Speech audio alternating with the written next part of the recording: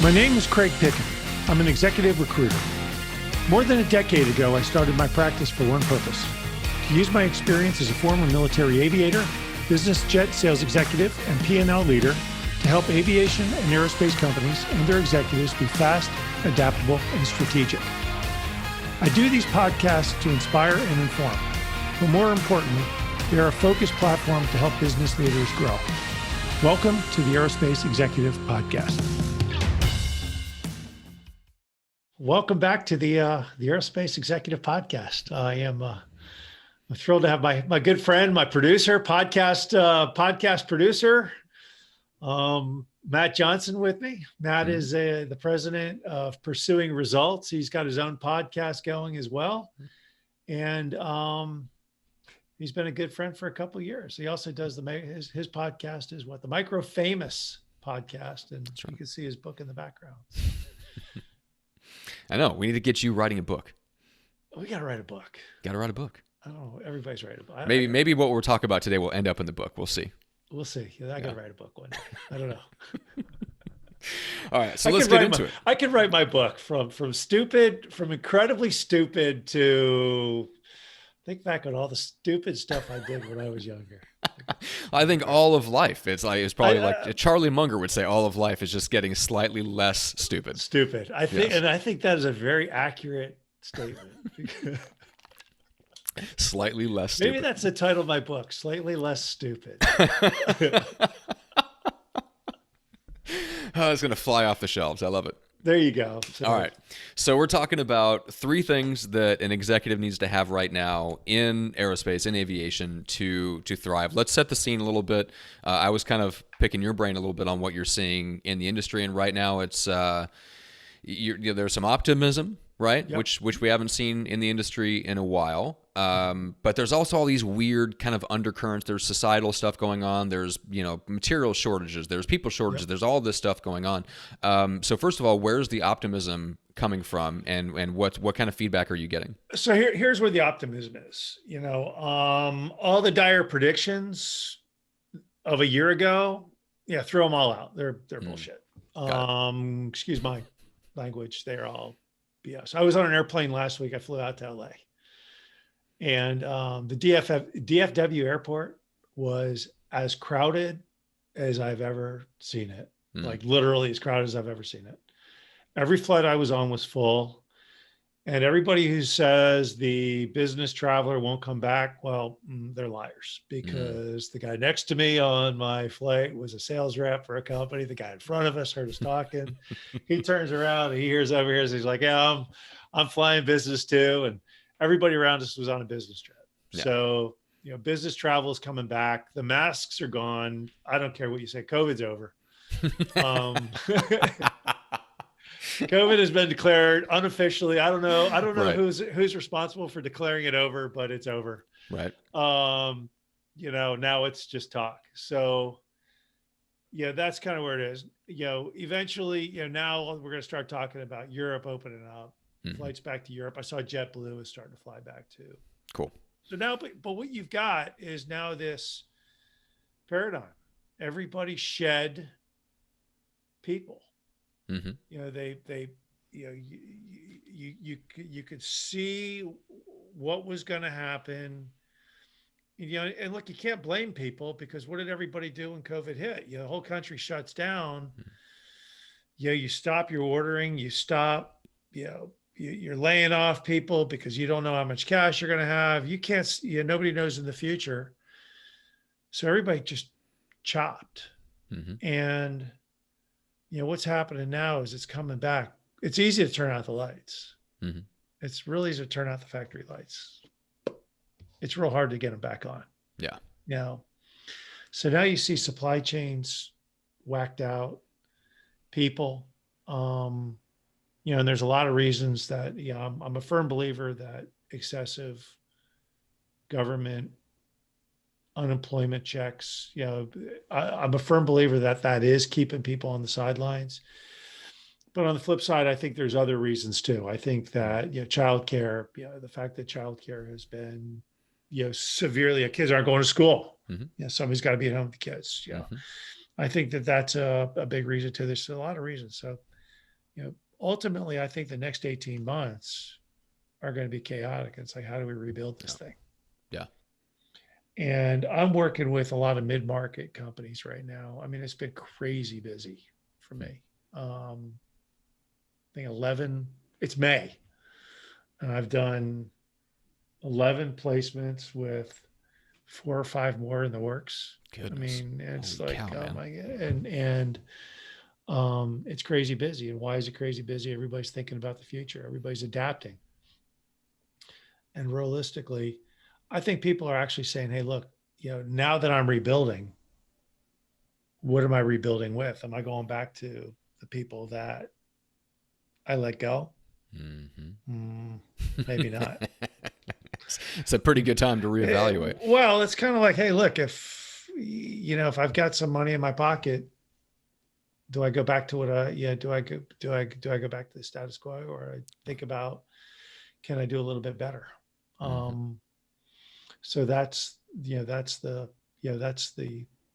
thing. Mm-hmm. Challenges in hiring right now. If you want to reload, real estate prices are through the That's true. roof. That is true. If you if you're trying to get somebody to relocate to Florida or Texas, good luck. I placed a guy in Poughkeepsie, New York. Like good old Poughkeepsie, New York. I know Poughkeepsie. Mm-hmm. And the prices, everybody moved out of Manhattan and they moved up to Poughkeepsie, and they were willing to pay. Oh, They were willing to pay, right. you know, Insane for Poughkeepsie prices. insane for Poughkeepsie prices, there wasn't a lot of supply up there to begin with. So Mm-hmm. now how do you move somebody to Poughkeepsie? Mm. So these are the challenges that companies are now faced with. Yeah. And their ability to adapt to these changes is going to prove crucial to their success. Mm-hmm. You know, are we back in the office? Yeah. Well, I don't know. I was gonna say, has any big companies in aerospace made the same types of announcements that like Goldman Sachs and some of them have made, like where they definitively said this is what we're gonna do? They're asking me, what are people doing? Mm. And you say, well, look, the person you have, the APAR person in finance, do they need to be back in the office or can they do it from home? Well, they could probably do it from home. All right. Mm-hmm. But that could be career limiting Yeah, because, out of sight, out of mind. that is true. So what do you do? Hey, look, if you got some challenges, do what you can, if you're APAR or if you're finance or somebody who does sales, show up in the office and let us see you every now and again. So we remember your face and your name. Mm-hmm. Mm-hmm. Um, and then yeah, and then exit George Costanza style while just exit on a joke. yeah, exactly. Just come in and let us see us. So that's kind of That's right. that's the adaptability that Yeah, and that's one of the people things you wanted to talk about, the adaptability. So let's go deeper on into that. So in terms of when you think of adaptability, how would you define that, especially for an executive? And we're talking about not just someone that's rolling into an office and kind of dealing with the work from home stuff, but just the volatility of the industry. How does an executive deal with that? How does an executive be adaptable? I think at the end of the day, it's adaptability to me is being able to, really forward think. When you think about, I got people that are sort of here, sort of not. How do I keep them engaged? Everybody is Zoom tired. Mm-hmm. So I think very high emotional intelligence is a key point. Um, you got to be able to engage with people, whether they're showing up to the office or not, Mm-hmm. and understand how they're engaging with you. So, yeah, how are they perceiving you? Okay. Um, and how So a are little you? bit of empathy, ability to How put are, yourself in other people's shoes, see the world through their eyes. it's being there, but it's Mm. being there. You can't hide. Right. It's not like a big organization. Big organizations. A lot of people. Big organizations, they can hide. Yeah. You can't hide. I think flexibility. You think about You think about, I'll give you a great, I was talking to somebody today. Honeywell wants 180-day payment terms for their suppliers. Okay. Wow. You think of like, okay, you deliver us the product, we'll pay you in 6 months. So, As okay, I opposed to get, what, like net 90 or something like that? what's fair? What's- 60, yeah, I was gonna 60, say 30? Pay me 180. Yeah, basically 180 days. they want This, zero interest financing. this is now, there's going to be some Honeywell people listening to this too. So they may call me up and say, hey, yeah, no, you're not exactly accurate. Okay. So, but I'm hearing that like some big companies, and Honeywell being one of them. So if I'm not accurate, somebody from Honeywell call me up and Right. but they're saying we want 180-day payment terms. So if I'm a small supplier to them, let's just say I'm a 10 or $20 million supplier. I've got 100 people that I'm paying. Mm-hmm. I've got raw materials I'm buying, which are now I'm hoping to get from China on time, which judging from all the ships I saw off of LA Harbor the other day, that ain't happening. Okay. So I'm buying I'm paying my people, I'm buying this raw material, I'm building the stuff, and I'm sending it to my clients and praying that they pay me before I have to go golf any for a payday loan. Mm-hmm. Yeah. That's a challenge. Good leaders, how are you adapting to that? What kind of bank, what covenants. So these are the challenges that CEOs and VPs of operations are being tasked with every day. So that's the kind of the adaptability, flexibility part, Gotcha. and the ability to be going, all right, I see this thing happening. Supply chains are still whacked out, and they're going to be for probably another 180 days, 100 to 365 days. How long is this going to? How am I flexing to meet this stuff? Yeah. Okay. So adaptability, flexibility, ability to think forward, think into the future, look at the conditions as they evolve, and come up with, well, let's get into the creative problem solving next, but essentially be able to look into the future and at least see what the problems are now, what they're going to be, and start thinking and have the ability to move quickly into new and unique directions. Now let's get into the problem solving and the kind of the creativity part, because you gave some idea of what the problems that they're facing. How does an executive, how do you as an executive cultivate or develop that ability to think creatively when, I don't know, maybe you've been working at a company where things are going pretty well and you just haven't had to flex those chops in a while? Yeah, you know what? I'm a big believer in this. Don't bring me your problems.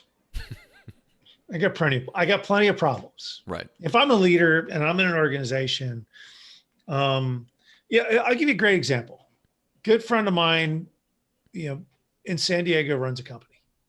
He's got a company, I don't know, $30 million company. It's, a lot of venture capital. And he's like, it's hard. I'm the CEO of this company. I've got OEM relationships. I've got COVID I'm dealing with. I've got supplier relationships. I've got investors in my company. I've got, 100 people I'm trying to take care of. And I'm trying to focus on my business. And then, you think about people in the company, and then he got a little frustrated. He goes, then I got people like, well, what about me? What's the company doing for me?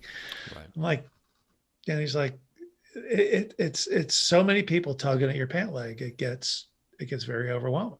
And it's very easy to see where, we're sitting at dinner, we're talking, and he's right. And you think about now, if I'm a CEO of a company, and it's, once again, any company, in aerospace, all these people are tugging on my pant leg. It's very easy to get overwhelmed. So I think the answer is, don't bring me your problems. I know we got supply chain problems. Bring me 3 solutions. It's just like, here's the problem. Here's 3 avenues we can go down. We can go down A. If we go down A, this is the result that I think we'll achieve. This may be the stumbling block. This is how long it's going to take. We go down Avenue B. This is what it's going to do. Avenue C, whatever. It's much easier to go to somebody and say, we've got the problems, or we're going to have a problem. I've got 3 solutions. I'm giving you the solutions. Here's what I think is the best one. Here's what I'm going down, unless you say something different. Mm-hmm. Wow. You just gave somebody some confidence that you actually know what the hell you're doing, Mm-hmm. versus going, gee, boss, things are all screwed up. What do you want? What do you want me to do? Yeah. Yeah, no kidding. Yeah, I was gonna say, man, you might be able to get away with that in bigger companies, but yeah, in small to mid-market companies where one individual's actions can have a huge impact on the overall result. I mean, everybody has to pull their weight. Everybody has to think creatively and come up with solutions. You can't have somebody that just focuses on the problem and doesn't bring anything to it. It's interesting. Cultivating creativity is an interesting thing, right? Mm-hmm. And you talked about forward thinking. I think that's one of the most crucial parts, is the ability to kind of look into the future, look at the trends that are going on, and see how they can interact, and look for these kind of just create. Out of box is such a cliche, but it's a cliche for a reason, because it's a good visual description of what real creative thinking is, which is to go outside the boundaries of what the conventional solutions would be and look for something that's maybe from another industry, or maybe there's something that nobody has thought of before, and actually have the courage to stand up and go to somebody and say, hey, I think we should try this. And if you're looking at an executive in a mid-market company, you've got to be willing to stick your neck out sometimes and say, hey, this is like, we're in unprecedented times. That phrase has been uttered 60,000 times in print over the last year. Well, maybe we need to do some things that are unprecedented to deal with it. Maybe that means we have to step outside of things that, step outside of our comfort zone. And man, that's inside of a company. It's hard for people to do that, even at an executive level, because at the end of the day, it's your butt on the line. Mm-hmm. But if you're not willing to stick that out there, unless you're the CEO, that's kind of your job. But if you're reporting to the CEO, man, that is a hard thing to do, but it's what you get. It's what the CEO wants from you. Yeah. To me, it's like, hey, look, are you an employee, or are you a leader? I mean, Right. it's That's like a one of those great way things, to like, put it. look, employees are people that show up to work. They do their 9 to 5. They go, they just want their paycheck. It's the union, it's the union stuff. Yeah. And it's like, hey, look, just pay me, whatever. And I'll do what you tell me to do. And it's all cool. Mm-hmm. But, they make $30 an hour for a reason. Right. They never go above their $30 because they never really sit there and look outside and go, gee, why does that guy, you think, what was the movie? The Wolf of Wall Street. It's a great movie. If you remember the beginning of the Wolf of Wall Street, it's I don't know, the actor is Matt Damon or whoever. He shows up in his Ferrari, and the guy looks at him in the diner and goes, how much do you make? What do you make a month? And the guy goes, 60, 70. And he goes, 60 or $70? He goes, 1,000. He goes, I don't know what you do, but I want to do it. It's a different, it's like a different mentality. And you look around and you go, okay, why is that person, leading the team? They're willing to stick their neck out. Right. Most of your great leaders, most of your great entrepreneurs were all fired at some point. That's true. Guy who's a co-owner of the Phoenix Suns. I sat down and negotiated a deal with him one day. And I asked him straight up, I go, what's your story? He goes, well, I worked for this marketing company and they thought I was disruptive. So they fired me. Oh, really? He goes, yeah. He goes, I worked for them for 2 years and they thought I was really disruptive and they fired me. So I started a competing company out of the trunk of my car. The deal I was negotiating with him was 3 airplanes, like $60 million.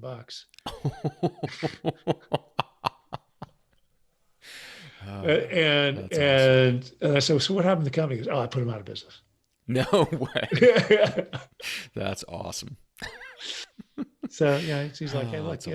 I'll be a little disruptive. If I get fired, I get fired. That's confidence. It's okay. Yeah. Love it. Yeah. And I think that's what you're looking for, at least right now. That's what companies need. If you're the leader or an executive at a mid-market company, that's kind of what the market is looking for you to do. I think it's basically demanding those types of like that mental approach, because that's the only way. I mean, to me, you can't be creative without that level of mental freedom, right? The willingness to stick your neck out, the willingness to take the chance, the willingness to live with the consequences of whether you might have guessed wrong, right? I mean, you don't get creative solutions to anything unless you're willing to be wrong, and that takes a level of security in yourself and in your career. That, hey, if I get this one wrong, I'll be fine. I'll recover. Yeah, maybe I'll lose this job, but my career trajectory will be fine. That takes a lot to kind of build that sense of confidence in yourself. But it's a big, the number one complaint I hear from kind of VP level director, senior director, VP level people at big companies is that I'm very limited as to what I can do. I'm kind of in this box. Okay. Which I appreciate. Lockheed Martin or Boeing, they're not going to let you get overly entrepreneurial, right?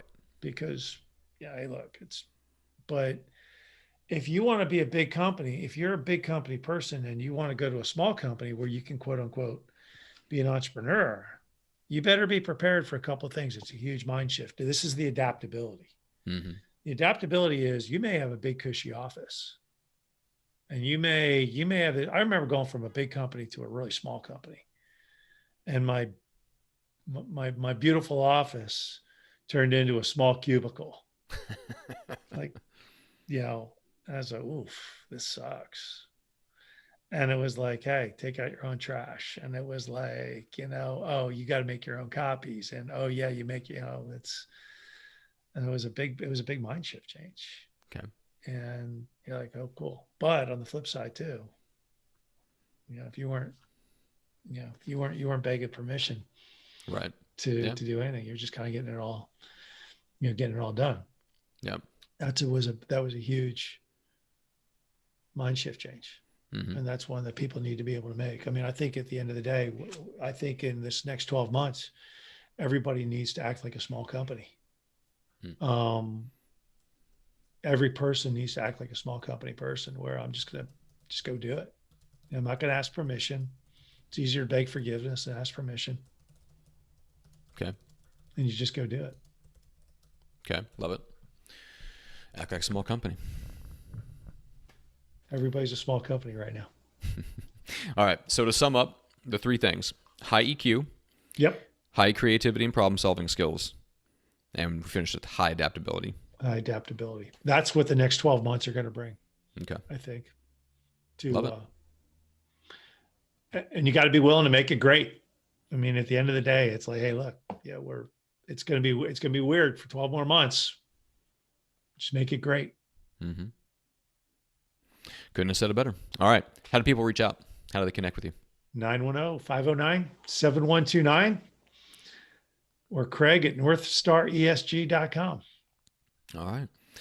Well, I hope the right people reach out. If you're listening, if you're an executive in the aviation aerospace industry and you feel like you have or you want to develop those three elements that we talked about, reach out, because that's the type of people that Craig is looking for. That's the type of people that you place that you're looking for. That's the kind of person that the companies that engage with you are looking to hire. So if you're on the receiving end of this podcast listening and you're wondering, if you're the right person that should reach out and kind of raise your hand and say, yeah, I'm looking to potentially make a move, that is the kind of person. If you have those three elements or you want to develop and cultivate them, if you're drawn to those three elements, then yeah, they should absolutely reach out. All right. That's all we got for this episode. We'll see everybody on the next one. Thanks, Matt. I hope you enjoyed the latest edition of the Aerospace Executive Podcast. You can reach out to me directly, Craig at northstaresg.com, or check us out at www.northstaresg.com. You can subscribe to this podcast on iTunes, Stitcher, Podbean, or on YouTube. Just do a search for Aerospace Executive Podcast. Thanks again. I'm Craig Pittman.